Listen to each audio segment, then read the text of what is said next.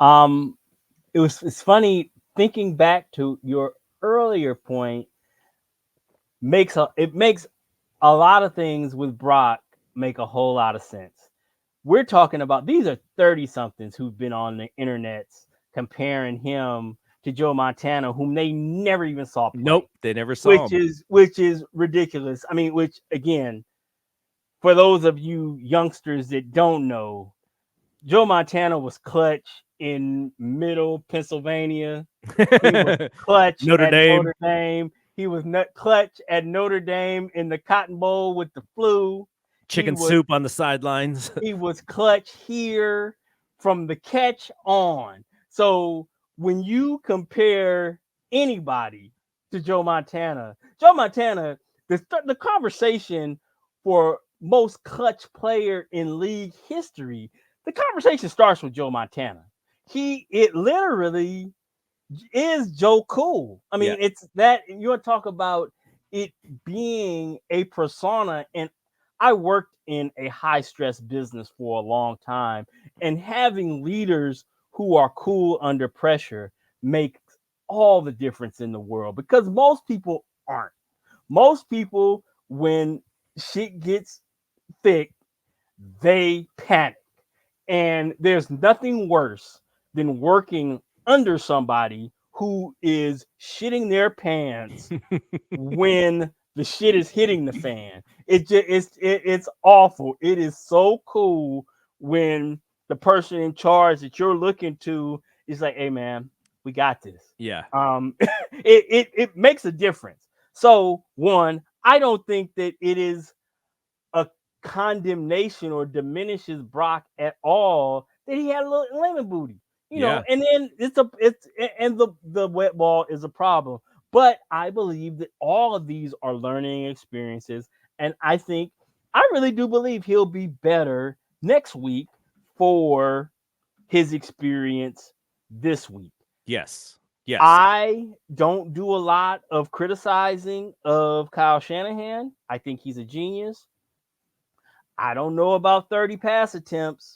39 pass attempts seems like a lot. Yeah. I just don't. And we weren't, but if you want to tell me we weren't being really effective, their average stop on our run plays was like 1.4 yards.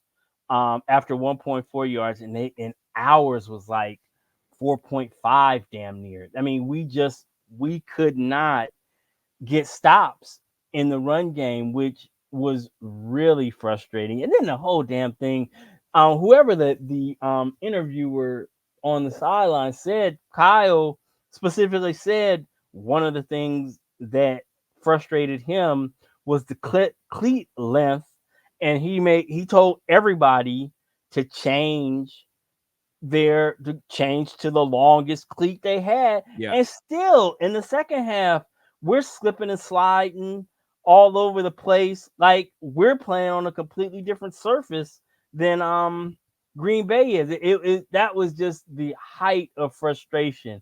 But all that being said, I got this whole list of negative stats here. But when the chips were down, those dudes came up big. And I mean, that is overarching what I take away is CMC, Dre, um, Bosa, Warner.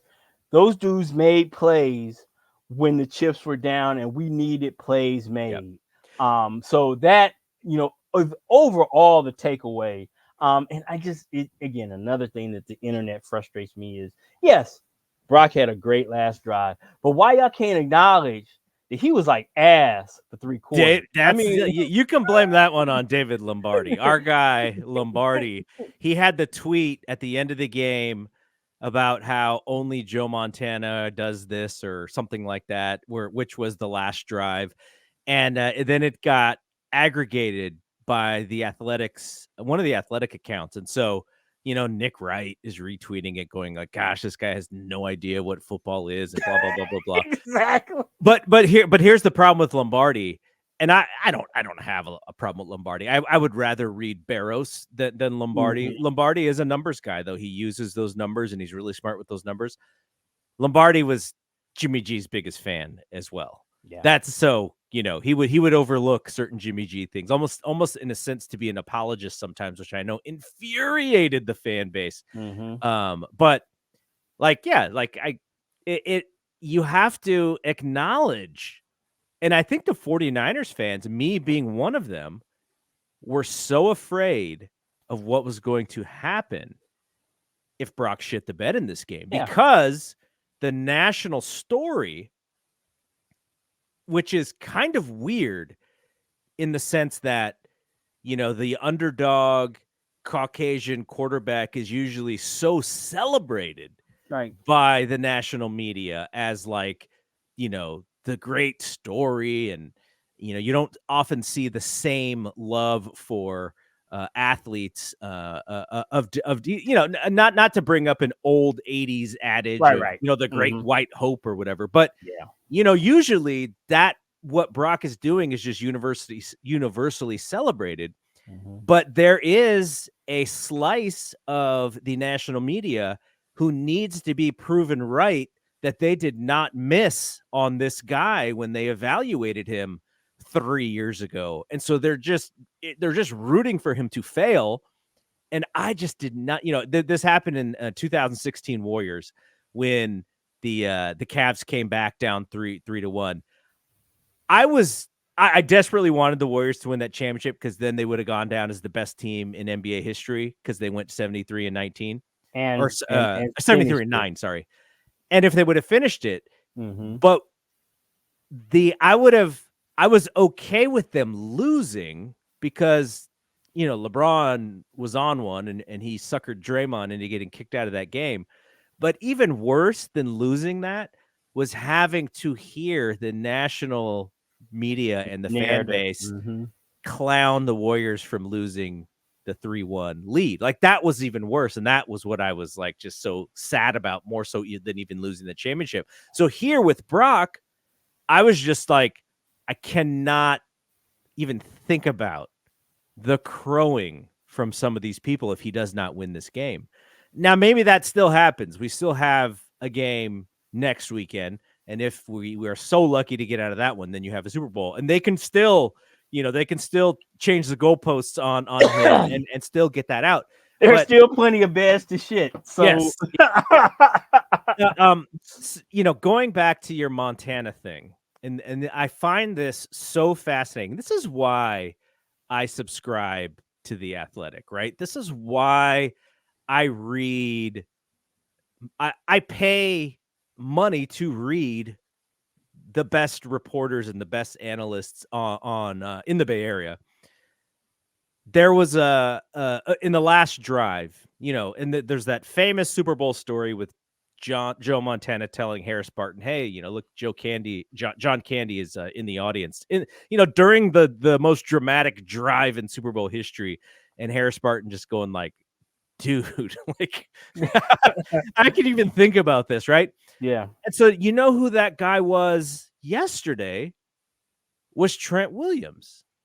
It was Trent Williams. Now, I don't know what Brock said in the huddle. He was not quoted as saying whatever he said to maybe calm the team down. But Trent basically said in the huddle, "This may be the last time we are in this hole together, guys. So every play, like, your best." And I thought that was fascinating. Like, your best player is Trent Williams. We've said Mhm. that all year long. Oh yeah. As far as per his position, he is the best player on the 49ers. To have him lead, you don't usually hear An offensive offensive lineman. tackles being the leader in the huddle. Mhm. So I thought that was fascinating. And I think most people would say, "Oh, that Brock's not alpha because he's not the one saying." The dude is so young. Like, He doesn't have the tenure to be able to, he's just finished his first full season as an NFL quarterback. yes. Who is the guy who is that guy on a team full of all pros. I mean, you could say maybe Jordan Love is, but he's like a vet. He's like 4 years in. Yeah. This is like his first, starting season, kind of like Brock. But I mean, he's been around. He might be the most tenured guy on Yeah. that offense Yeah. when you look around. Okay, maybe Aaron Jones, but still, he's more tenured than like Brock is. I mean, Yeah. it's different. It's just different. And just to piggyback on your point about Lombardi, the thing that frustrates me about him is he's a dude that will in a second drop you're being intellectually dishonest when Yes. he's always intellectually dishonest. What are you talking about? He gets caught up. He definitely gets caught up. So yeah, but like you said, I concur with the Athletic. The $12. I can't think of any other subscription that I have that gives me the bang for the buck that the $12 I spend on. And I think this year I got a $6 for the entire year during the Black Friday Yeah, thing. they have deals left and right. Yeah. So I So mean, come on, man. 50 cents a month for come on, man. You cannot beat it.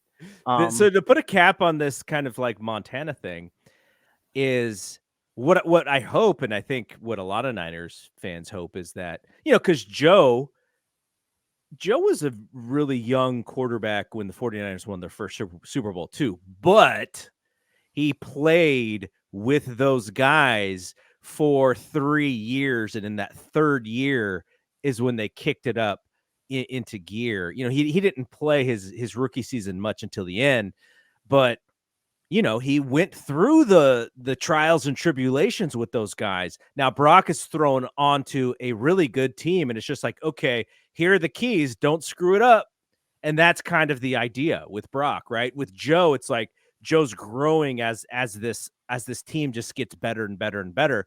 So by the time Joe is in his third year, he's been with those guys. He's been in the foxhole with those guys. So it's a little bit different, but he was also young by, winning his first title. So what my hope is for Brock is every important game is just another notch on that experience belt for him. This is last year. He got through this round as well. He also got through that wild card round. So he got to, to take those steps, and then he didn't really get a chance to finish that NFC championship game. But still, they were not the favorites going into that NFC championship game. The Eagles were at home, so that was their game to lose essentially. The Niners are the ones with the bullseye this year.